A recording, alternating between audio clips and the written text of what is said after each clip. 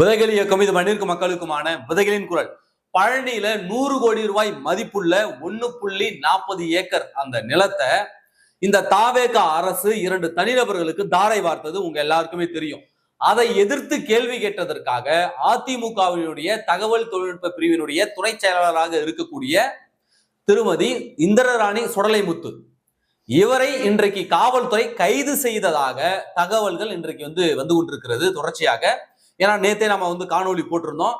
அவங்க தப்பா எதுவும் பேசல, அவர் கேள்வி கேட்டிருக்கிறார், உங்களை ஒரு முறைகேடு நடந்திருக்கிறது என்று சொல்லி இந்து சமய அறநிலைத்துறை அமைச்சர் ரமேஷ் அவர்களை ஒப்புக்கொண்டுள்ளார். அப்ப அவர் ஒப்புக்கொண்டிருக்கிறார் என்றால் கேள்வி எழதான் செய்யும். போறவன் வரவன் எவனா இருந்தாலும் கேள்வி கேட்கதான் செய்வான். அதற்கு நீங்கள் பதில் சொல்லிதான் ஆக வேண்டும். உங்களுடைய உறவினரின் பெயரில் பதிவு செய்திருக்கிறீர்களா அப்படின்னு கேட்டா இல்லைங்கன்னு சொன்னா முடிஞ்சு போச்சு. அதுக்காக வழக்கு போடுவீங்களா, கைது பண்ணுவீங்களா? இப்ப வரைக்கும் இந்திரராணி சுடலைமுத்து எங்க இருக்கிறாங்கன்னு தெரியல.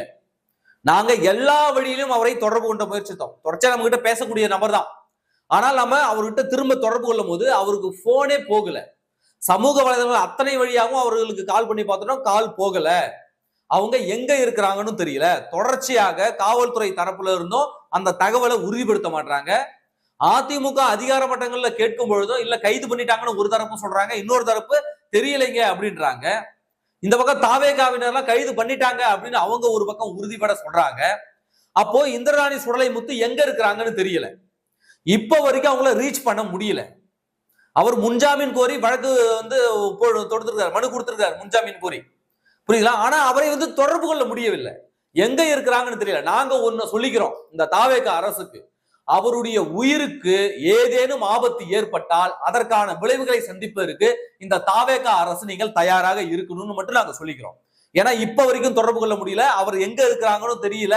காவல்துறை கைது பண்ணதான அதிகாரப்பூர்வமா அவர்களும் சொல்லவில்லை. கைது பண்ணிட்டாங்கன்னு ஒரு பக்கம் சொல்லிக்கிட்டு இருக்காங்க, ஒரு பக்கம் எங்க இருக்கிறாங்கன்னு தெரியலன்னு சொல்றாங்க. ஆக மொத்தம் அவர் வெளியே இருக்கிறாரா என்னன்னே தெரியாத ஒரு சூழல் தான் இப்ப வரைக்கும் நிலவி கொண்டிருக்கிறது. அது மட்டுமல்லாமல் இன்றைக்கு வெள்ளிக்கிழமை, நாளைக்கு சனி ஞாயிறு லீவு. கரெக்டா இன்னைக்கு தூக்குனா அல்லது நேத்து தூக்குனாக்க இன்னைக்கு ஒரு நாள் அலைய வச்சுட்டா சனி ஞாயிறு 2 நாள் அவங்களை உள்ள வச்சிடலாம் அப்படின்ற நோக்கத்தோட ஒருவேளை காவல்துறை கைது செய்து அவரை ஒளித்து வைத்திருக்கிறதோ என்ற ஒரு சந்தேகமும் நமக்கு எழும்புகிறது. அப்போ ஜனநாயகத்தினுடைய குரலை, கேள்வி கேட்கக்கூடிய குரலை ஒரு நொறுக்கக்கூடிய செயல் இது. இது அடுத்து கேள்வி கேட்கிறவங்கள பயமுறுத்தக்கூடிய செயலும் கூட. பாத்தீங்களா, அரசு பண்ணி தூக்கி உள்ள வச்சிட்டேன், இனிமே நீ எவனாவது பேசுவ அப்படின்னு நம்மை மறைமுகமாக மிரட்டக்கூடிய செயல். நாங்க ஓபன் சேலஞ்ச் கொடுக்கிறோம், ஓபனாவே நாங்க சொல்றோம். இவ்வளவு நாள் நாங்க சொல்லல ரமேஷ் தான் திருடன் அப்படின்னு நாங்க சொல்றோம். ரமேஷ் தான் திருடன், உன்னால என்ன பண்ண முடியும்? என்ன திரும்ப கைது பண்ண போறியா? கைது பண்ணு. நாங்க அதிமுக 1.5 கோடி தொண்டர்களும் சேர்ந்து சொல்லுவோம் ரமேஷ் தான் திருடன். இந்த திருட்டை மறைப்பதற்காக தான் இவ்வளவு வேலைகளையும் அவரை எதிர்த்து கேள்வி கேட்கக்கூடியவர்களை காவல்துறையுடைய அதிகாரத்தை வச்சு ஒடுக்க பார்க்கிறார், இந்த வழக்கை திசை திருப்ப பார்க்கிறார், மறைக்க பார்க்கிறார், மூடி மறைக்க பார்க்கிறார் அப்படின்னு நாங்க இப்ப குற்றச்சாட்டு வைக்கிறோம். இல்லைன்னா எளிய அம்மனமா ஓடுது. உங்க உறவினர் பெயரில் இங்க மாத்தி இருக்காங்களா அப்படின்னு கேட்டா இல்லன்னு சொன்னா முடிஞ்சு போச்சு. அதுக்கு எதுக்கு நீ வழக்கு போட்டு கைது பண்றனா? அப்ப எதை மறைப்பதற்கு நாங்க கேட்கிறோம். அப்ப நேரடியாக உனக்கு தொடர்பு இருக்கிறதா நாங்க கேட்கிறோம். அப்ப தொடர்பு இருப்பதனால தானே நீ இப்படி பதட்டப்பட்டு கொண்டு எல்லாரும் மீதும் வழக்கு போட்டுக்கிட்டு இருக்க. வழக்கு போடு, எங்க மேலேயும் போடு. ஒவ்வொரு அதிமுக தொடரும் நாளைக்கு கேட்பான், ஆமாயா நீ தாயா திருடன், நீ தாயா திருடனா, உனக்கு அதுக்கு சம்மந்தம் இருக்கேன் ஒவ்வொருத்தரும் கேட்பான். ஒவ்வொருத்தரும் நீ அரெஸ்ட் பண்ணுவியா? அப்ப எடுத்த உடனே கைது அப்படின்னு நீங்க இறங்கி வரீங்கன்னா இதேதான் திமுகவும் செய்தது. இதே திமுக அரசை நீங்க பாசிசமா பாயாசமானு கேட்டீங்கல்ல, பத்திரிகையாளர் மேலாம் வழக்கு போடுறாங்க, வழக்கு தொடுக்கிறாங்க. இது பாசிசமா பாயாசமானு கேட்டீங்கல்ல, அதேதான் நாங்களும் கேட்கிறோம். இன்றைக்கு திமுக செய்ததை விட 100 மடங்கு அட்டுழியத்தை இந்த தாவேகா செய்து கொண்டிருக்கிறது. இப்ப நீங்க செய்து கொண்டிருப்பது பாசிசமா பாயாசமா? திமுகவை விட 100 மடங்கு நாசகார சக்தியாக இன்றைக்கு தாவேகா உருவெடுத்திருக்கிறது. நாங்க திமுக உங்களுக்கே நல்லா தெரியும், திமுக மண்டவண்டையா திட்டிருக்கோம். நாங்க மு.க. ஸ்டாலின, உதயநிதியை, இன்ப நிதியை, செத்து போன கருணாநிதி முதற்கொண்டு தோண்டி எடுத்து திட்டிருக்கோம். ஆனால் இன்றைக்கு வரைக்கும் எங்கள் மீது ஒரு வழக்கினை கூட பதிவு செய்யவில்லை இந்த திமுக. ஆனால் சாதாரணமாக உங்கள் உறவினர்கள் பெயரிலா அப்படின்னு ஒரு கேள்வியை கேட்டதுக்கு இன்னைக்கு நீங்க கைது பண்ற அளவுக்கு நீங்க தீர்வை உள்ள வைக்கிறீங்க அப்படின்னா அப்போ திமுகவை விட 100 மடங்கு ஒரு பயங்கர பாசிசவாத சக்தியாக இன்றைக்கு தாவேகா உருவெடுத்திருக்கிறது. இவனும் வாய் திறந்து பேச மாட்டான், வாய் திறந்து பேசுறவங்களையும் பேச விட மாட்டானுங்க. கேட்டா கைது. இதுதான் ஜனநாயகத்தினுடைய குரல்.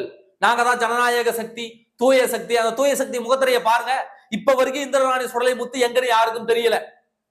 இப்ப வரைக்கும் இந்த டைம் வரைக்கும் தெரியல எங்க இருக்காங்கன்னு. இந்த ஷூட் எடுக்கிறதுக்கு முன்னாடி கூட நான் கால் பண்ணி பார்த்துட்டு தான் நான் இப்ப உட்காந்து பேசிக்கிட்டு இருக்கேன். போன் போகல, நேற்றிலிருந்து காணவில்லை. நாளைக்கு சனி ஞாயிறு நீதிமன்றம் லீவு. ஒருவேளை முன்ஜாமீன் கிடைக்கவில்லை என்றால் அந்த 2 நாளும் அவரை உள்ள வைக்கலாம், அவருடைய குரலை ஒடுக்கி விடலாம் என்று இந்த தாவேகா அரசு நினைத்துக் கொண்டிருக்கிறதாக தான் நாங்கள் கருதுகிறோம். எங்களுக்கு ஒரே ஒரு கேள்விதான், ஒரு கேள்வி இல்ல, நிறைய கேள்வி இருக்கிறது. அதுல சில கேள்விகளை நாங்கள் முன்வைக்கிறோம். புரியுதுங்களா? ஏன்னா இது 100 ஆண்டு கால பிரச்சனை. அந்த பழனி நிலம் இருக்குல்ல, 1.1 ஏக்கர் 40 சென்ட் நிலம் இருக்குதுல்ல, அது கிட்டத்தட்ட ஒரு 100 ஆண்டுகளுக்கு மேலான பிரச்சனை. திமுக ஆட்சியில இருந்த வரைக்குமே அதை யாராலையும் ரெஜிஸ்டர் பண்ண முடியல. 3 முறை பதிவு செய்ய திமுக ஆட்சியில முயற்சித்த போதும் கூட திமுக அதை தடுத்து நிறுத்தி இருக்கிறது. இந்த நிலம் பிரச்சனை அந்த பழனி மாவட்டம் அத்தனை பேருக்குமே தெரியும்.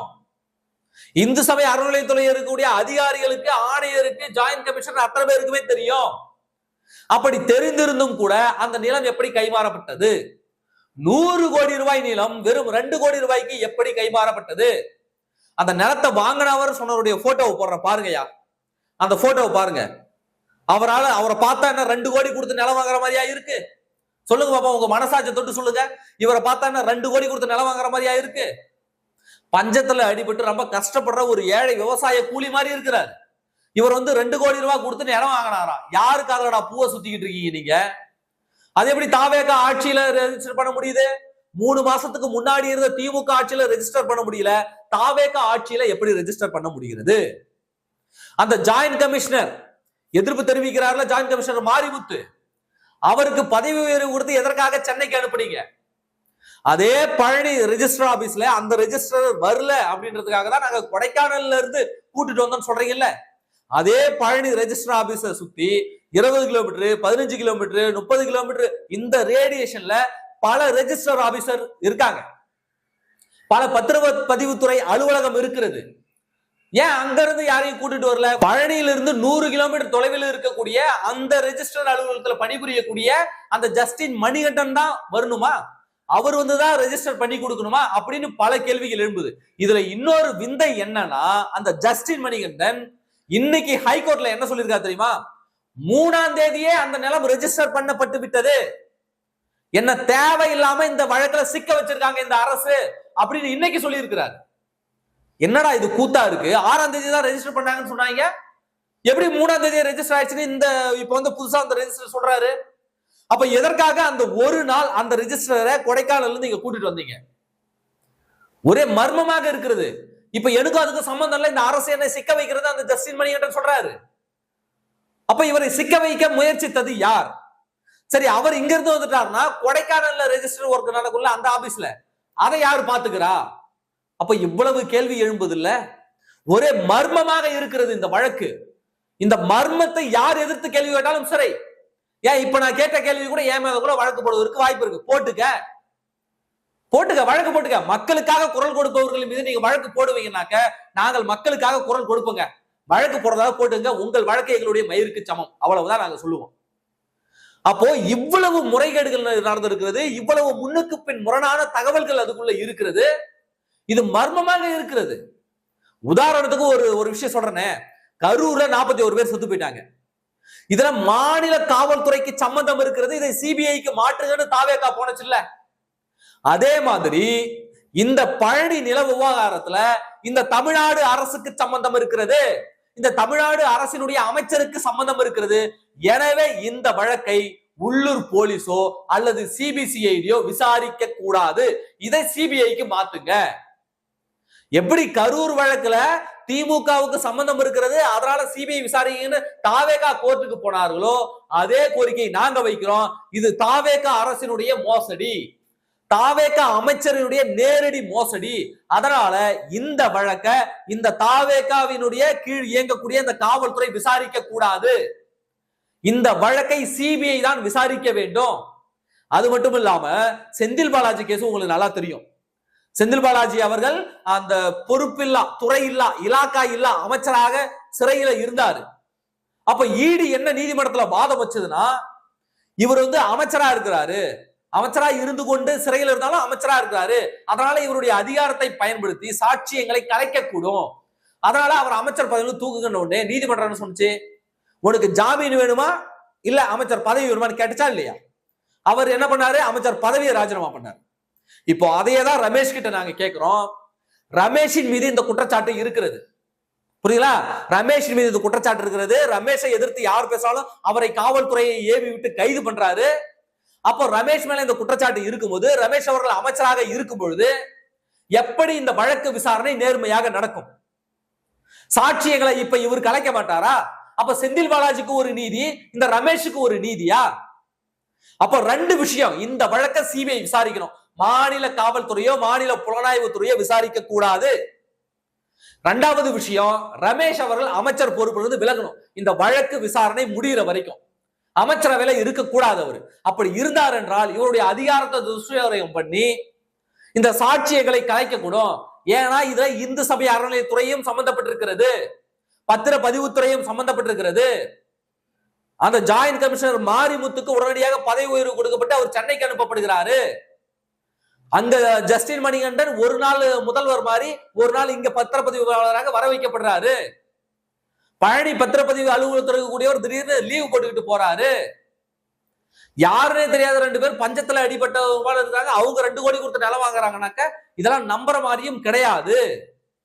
அப்ப திமுக ஆட்சி வரைக்குமே அந்த நிலத்தை யாராலையும் கிரயம் செய்ய முடியவில்லை.